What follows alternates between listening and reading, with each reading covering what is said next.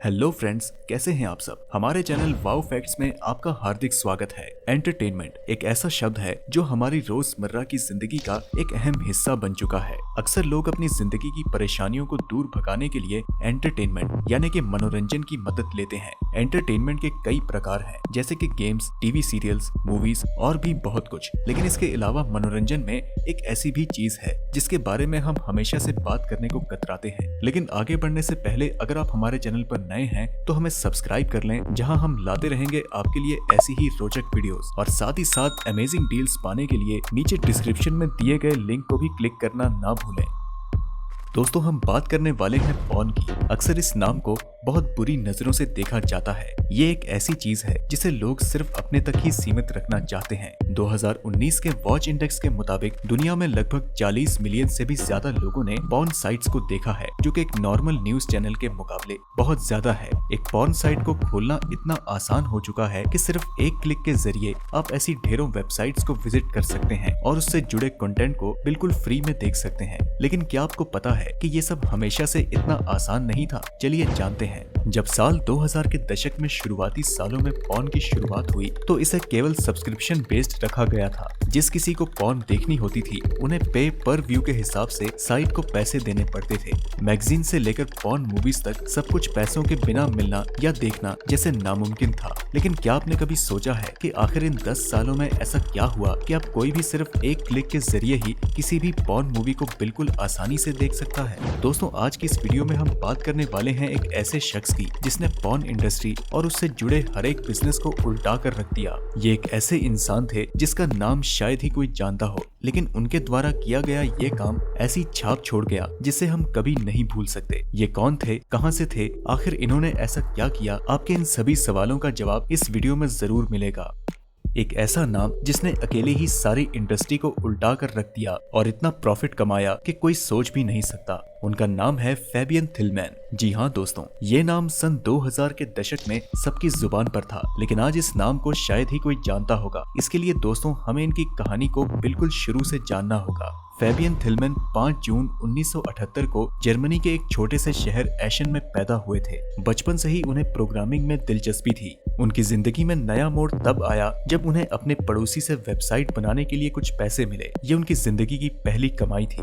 ये सब होने के बाद उन्होंने रियलाइज किया कि क्यों ना मैं अपने इस शौक से पैसा कमाया करूं। 1990 के दशक में उन्होंने अपने भाई के साथ मिलकर एक कंपनी खोली। इस कंपनी का नाम था Statesnet.net। इसकी मदद से फैबियन को बहुत मुनाफा हुआ, क्योंकि इस कंपनी के जरिए ढेर सारी वेबसाइट्स ये पता लगा सकती थी कि हमारी वेबसाइट देखने वाले व्यूअर्स किस किस जगह से हैं। ऐसा ट्रैकिंग सिस्टम बनाने वाले फैबियन उस समय के इकलौते इंसान थे। फैबियन को उन वेबसाइट्स के साथ काम करना पसंद था जिनमें बहुत सारी ट्रैफिक आया करती थी, यानी कि ऐसी वेबसाइट्स जिन्हें हर एक मिनट के हिसाब से हजारों लोग देखा करते थे। धीरे धीरे फैबियन पॉर्न वेबसाइट्स के बारे में जानने लगे और उन्हें ये पता लगा कि बाकी वेबसाइट्स के मुकाबले इनमें 1.5 गुना ज्यादा ट्रैफिक आता है, जो कि पैसा कमाने के लिए एक बढ़िया रास्ता बन सकता है। फैबियन ने बहुत सी चीजों को नजर में रखते हुए पॉर्न सेक्टर में अपनी किस्मत आजमाने की सोची। उस समय उनका बिजनेस आइडिया कुछ हटके था। इसी कारण इतने कम समय में उन्होंने कुछ ऐसा हासिल किया जो हमारी सोच से कहीं दूर था। लेकिन ये रातों रात कामयाबी उन्हें कैसे मिली,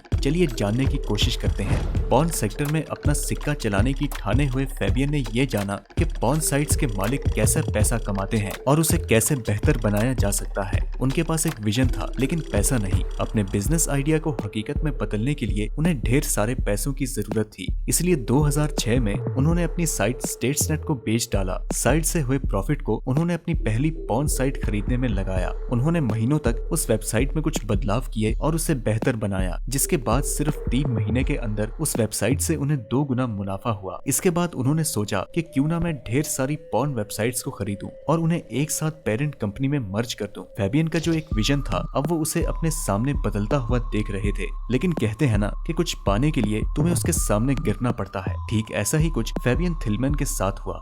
फैबियन थिलमैन का पॉर्न वेबसाइट्स को खरीदने के पीछे एक कारण था। उस समय पॉर्न वेबसाइट्स बहुत सस्ती हुआ करती थी, जिन्हें आराम से खरीदा जा सकता था। याहू जैसी वेबसाइट की कीमत आसमान छू रही थी, लेकिन दूसरी तरफ पॉर्न वेबसाइट्स की हाई ट्रैफिक होने के बावजूद भी उनकी रेट बहुत सस्ती थी। फैबियन की कामयाबी की रफ्तार तब रुकी जब किसी भी बैंक ने उन्हें लोन देने से इनकार कर दिया। अब उनके पास एक और वेबसाइट खरीदने के लिए कोई पैसे नहीं थे और न ही उस वेबसाइट को बेचने का कोई इरादा था। लेकिन बाद में उनकी उम्मीद की किरण बनके eye wall street fund कोलबैक capital, जिनसे उन्हें लोन इसलिए मिला क्योंकि इस बार उन्हें लोन एप्लीकेशन में लोन लेने का कारण पॉन नहीं बल्कि प्राइवेट बिजनेस बताया। फैबियन को कोलबैक कैपिटल की तरफ से अब $362 मिलियन का लोन मिला। अब इतनी बड़ी रकम से वो आराम से अपने विजन को पूरा कर सकते थे। फैबियन ने इन पैसों की मदद से एक्सट्यूब जैसी बड़ी वेबसाइट्स खरीदी और उनसे मुनाफा कमाया। दोस्तों 2010 में फैबियन ने ऐसा कदम उठाया जिससे वो रातों रात कामयाबी छू गए।